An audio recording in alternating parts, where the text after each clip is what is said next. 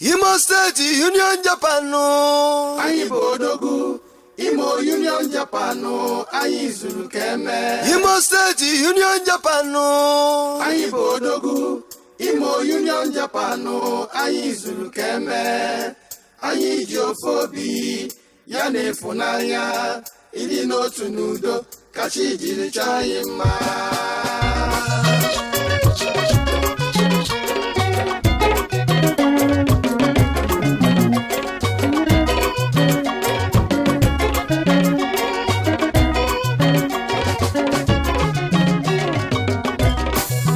Imo State Union Japan ịdị n'otu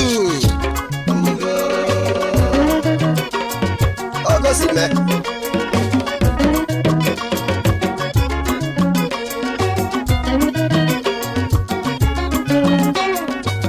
anya m kachala asa maka na ibe dị mma na-adị anyị mma. Egwu na-etisi n'aka Chukwu bịa isi ba ụlọ baala agụba ji mara onye ọkpụrụ isi. Okwu Igbo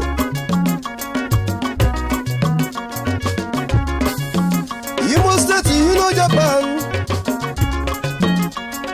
ịdị n'otu n'udo ka anyị ji aga. O mere eme maka na ọ bụ ọdịmma ndị Igbo ka anyị na-achọ. Anyị nwere ugwu na mba obodo niile dị iche iche na anyị nọ na ya. Anyị na-alụlụ ụwa ọlụ dị mma. O mere eme Imo State Union Japan bụ nọmba 1. A na-ekwu ekwu a na-eme eme ọ dịrị ụmụ Igbo mma, ọ dịrị onye ọbụla mma. Ọ wee bulibe kwulu ka a na-eme. Anyị chọrọ dị mma ndị Imo ya ka iji wee lụọ 5 classroom block nye ndị Owerri Motherless Babies Home. Anyị gbapuru mmiri nye n'Oluseche Home. Anyị wefuzie na ka anyị mere eme malụ mma maka na ndị Igbo na-ekwu n'okwu ife malụme na-adị mma.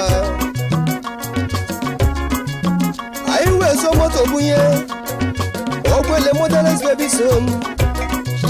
Ọ gwalụ ya kpaghala ebe ka onye alụfe aka. Ọlụ ọma na-alụ na n'Imo akalịka. Ọ dị mma ndị Igbo ka anyị na-achọ ndị ọma ji eje mba. Ogosime ka nke na-ebezie our new governor Imo State,